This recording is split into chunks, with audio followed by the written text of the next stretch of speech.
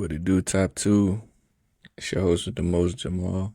Back at it again with another episode, man. It's a late night edition, man. Special edition. It's November 2nd, 2025. Your boy is celebrating 25 years of life, man. 25 years of life, man. I'm getting up to it, man. I ain't complaining, man. I'm blessed, not stressed. You know, I really can't complain, man. 25 years of life. The only thing I can do is thank the Lord. Thank my family, just everybody around me for, being there for me when I need them the most. Anyways, late night edition. I figured I'd wait till my birthday hit to shoot this episode real late on purpose. Yeah, man, 25 years. Appreciate all the love and support I've been getting on my podcast, man.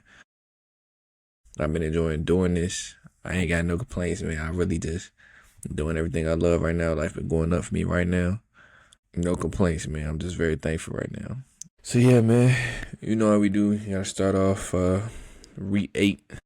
Just finishing NFL, y'all. I know I gotta start with my takeaways. I'm gonna get right into it, man. The Bills, they handled business this weekend, you know what I'm saying? Spanked Carolina. I mean, we kind of was expecting that, like they supposed to do that.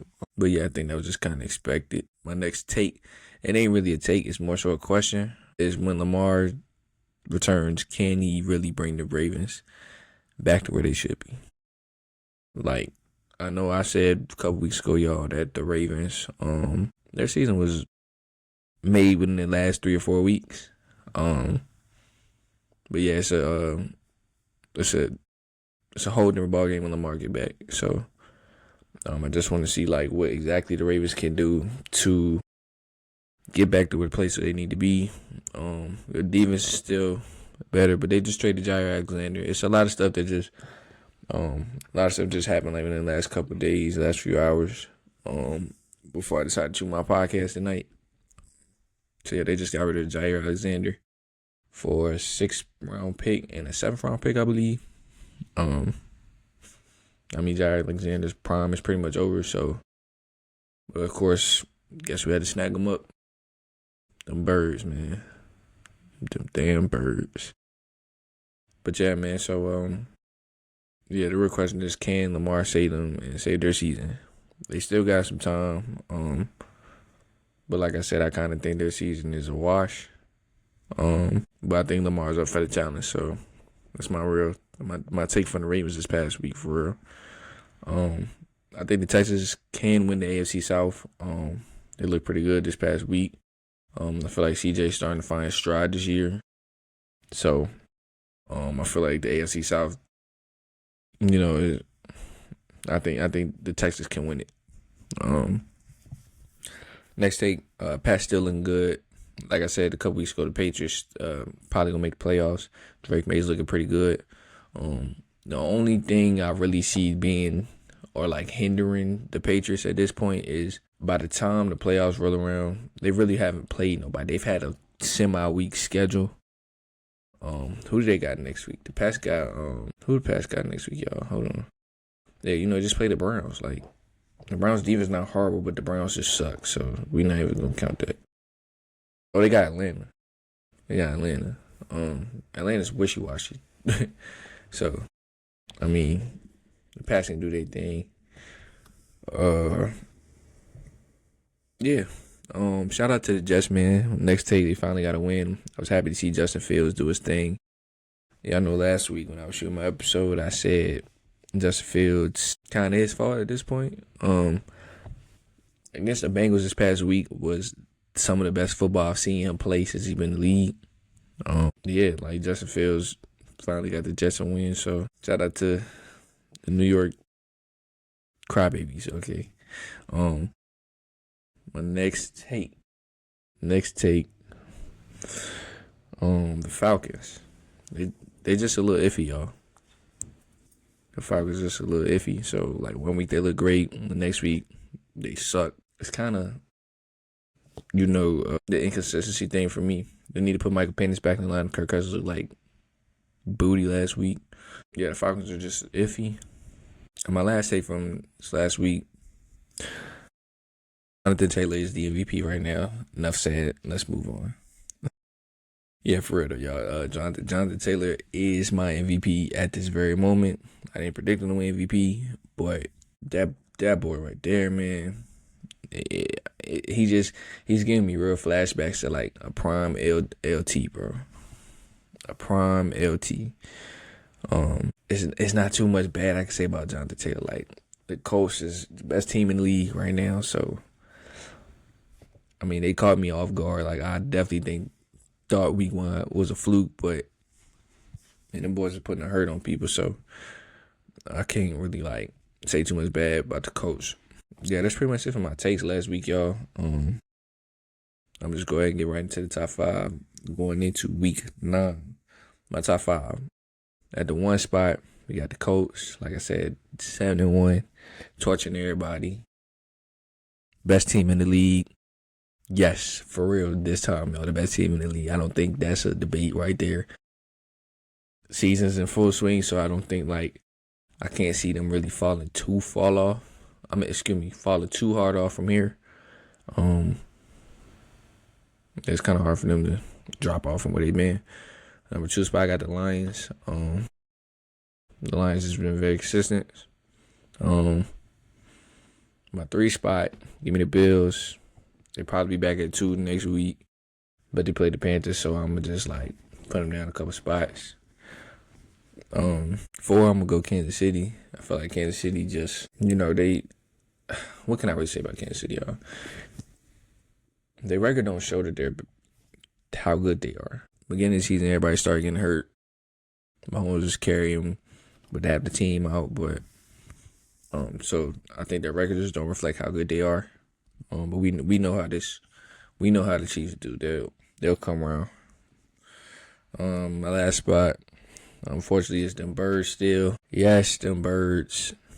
I'm still not really a believer in the Birds. But what can I say? I'm a Cowboys fan, and we just choked against the Broncos. Got smacked last week. I'm really embarrassed. That's why I ain't say nothing about it. Once again, I'm very frustrated with our whole situation. Last week I said Dak was MVP. This week I said Jonathan Taylor. So, hey, man, it changes week by week, man. But, yeah. I'm going to go ahead and get y'all my picks. I feel like I've been forgetting my picks for some reason recently. So, yeah, Thursday, the Ravens and Dolphins played. The Ravens smoked them boys. Giants and Niners. No scatterboo. Give me Frisco. Next is Chargers Titans. I mean, I'm going to Chargers, man. That's not really a debate. Lions Vikings. Give me Detroit. Falcons and Pats. I'm going to New England. Steelers Colts. Give me the Colts. Broncos Texans. Give me the Broncos. Bears and Cincinnati. I'm going Chicago. The Packers and Panthers. Give me Green Bay. New Orleans, the Rams. Raiders, Jags. Give me the Jags. Chiefs and Bills. More than likely the game of the week. Give me the Bills. Give me the Bills, and I'm confident in that too. Seattle and Washington. Give me Seattle. And we got the Cardinals this week. I'm taking us this week. But yeah, so those are my picks of the week. We can pretty much just move on from there. So as y'all know, the NBA season's full swing now. About a good 2 weeks in. A lot's happened from the gambling scandals to, people getting hurt. Injuries are part of sports, man. I'm going to just start there. I know Anthony Davis just got hurt again the other night. I mean, I really want him to be healthy enough to last a while. He has not been fully healthy since 2020. He's been healthy enough to play, though. But, I feel like Anthony Davis's body's just breaking down on him. So something's got to change. And his routine and his nutrition, something. Because I'm tired of seeing him hurt. Like, I really don't like seeing him hurt. But I know it's got to be something he can change to, stay on the court. Like, I'm tired of, it was one point he been hurt so much to the point where they was calling him street clothes. Like, and it's not even funny for real. So, yeah. Anthony Davis hurt. Bron still ain't playing yet. Yeah, it's a lot of stuff to get into this week. Like I say, Anthony Davis is hurt. Another thing I just saw like the other night. Klay Thompson looks horrible. Just chucking up shots, shooting some crap that we know he's supposed to be smacking, like for real. He need to leave Meg alone at the moment. I'm just teasing. Yeah, like Klay does not look good at all right now. Who else have I watched? I'm very impressed right now with the Sixers. Paul George still ain't played yet. Embiid trying to manage it. I'm glad he's playing. Edgecombe still my pick for Rookie of the Year. What else? Yeah, I'm actually doing this thing. Like it's kind of like this is where we thought the Sixers should have been last year. Let's be honest. This is where we thought they should have been last year. Don't get me wrong, Paul George was out. B stay hurt. But this is where we thought the Sixers should be last year. The top two team in the East right now. But Lord knows this is just everybody's played like 5-6 games so far. You got the NBA Cup games too. That was Sixers' first loss. So, I'm just kind of impressed with where they've been at. Milwaukee, Giannis doing his thing. They winning. I can't really see it lasting too long. I just feel like the Bucks aren't deep enough to do too much. But Giannis has been playing out his brains to start the season, so not much I can say there. The Heat, Bo has got them looking a little different too. The way they're playing, I'm gonna have to watch them some more, y'all, so I can really explain to y'all what I'm seeing. The Heat are playing like very differently than they were last year. Last year they were at the bottom of like scoring, so this year they're like one of the top scoring teams in the league. Like, granted, it's been 5-6 games, but when you have a good coach, adjustments are made, and once you understand like who can stop this and how it makes it hard for teams to figure you out. Everybody buys into what you're teaching and what you're trying to do to make everybody on the team successful and be able to compete for a championship. You respect that coach. I'm gonna watch some more of the Heat because they've been looking a little interesting. The Pistons. Shout out to Kate and them, the new Kate and them. The Pistons gonna be okay this year. Not really worried about them. I like to see them take a better stride because last year was a huge stride. I'm excited to watch them. The Hawks are looking. I ain't watched too much Hawks, so I can't really speak on them too much. The Cavs. I still feel like they rely on Donovan Mitchell too much, but then again, they got too much talent. Don't know what to do with it. I feel like. Excuse me. The Magic. I feel like they'll come around. Mid to late season. Right now they're not off to the best start, but I think they could turn around. Boston, I feel like Jaylen Brown to keep them in a decent enough spot to where they could at least break in the playoffs. But, without JT out, they're not as big of a threat. The Knicks looking a little disappointed to start the season. I think they're just getting used to Mike Brown. That's it. That's really all I could say. The Raptors are the Raptors. The Hornets are the Hornets. The Pacers lost Miles Turner and Halliburton's still not playing, but surprisingly, in all the games I've seen the Pacers play, they're competing. So I can't be mad at it. The Wizards are the Wizards, and the Nets are the Nets. Slide to the West. The defending champs, man, have the potential to go back to back. I know some teams get like championship fatigue and stuff like that.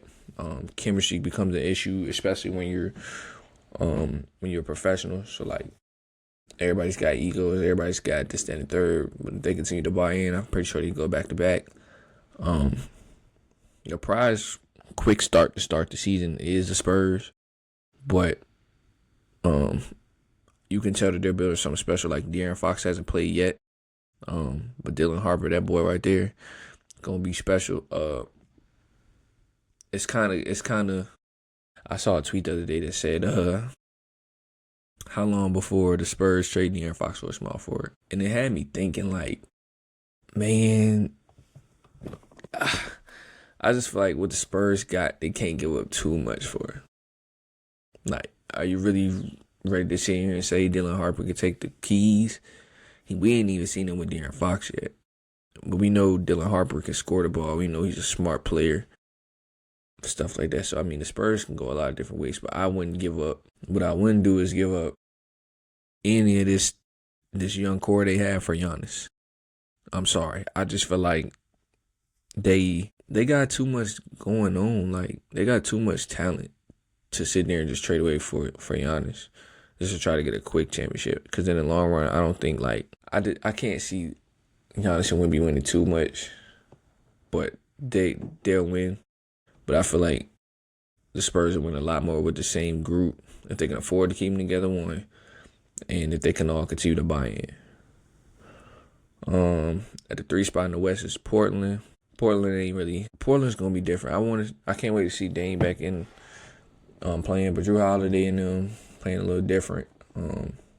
Surprisingly, after the Chauncey Billups thing, they still winning. But yeah, Portland's made some good draft moves in the last couple of years. So I'm excited to see what they got going on. Can't say where I think they'll end up right now, but by the All-Star break, I'll have a better answer for you. The Lakers. The thing about the Lakers, y'all, and hear me out. The Lakers are looking a lot better without Bron than they probably would with him at the moment. And that's for like a very first time for me saying that. It's been exciting watching Austin Reeves, Jake LaRavia, Luka. It's been exciting watching them boys because they're not trapped into the Bron's here. We gotta play off Bron. So I mean, it's just been real exciting. I feel like JJ just kind of letting them play. But I feel like when Bron gets back and is ready to play, they need to keep playing like that. But Austin Reeves has been a totally different player since Bron been out. And if you're the Lakers, you kind of like excited for the future. Colin Cowherd said the other day, Austin Reeves is a totally different player. He's cheaper than Bron. He's just a totally different player when Bron's not out there directing traffic. So, I mean, we see that he just hit a game winner the other night in Minnesota. So, like the Lakers, it's gonna be some tough conversations this year around Bron, and that's my GOAT. So tread lightly. The Clips, Kawhi just came back hitting game winners again. So I mean the Clippers will be okay this year.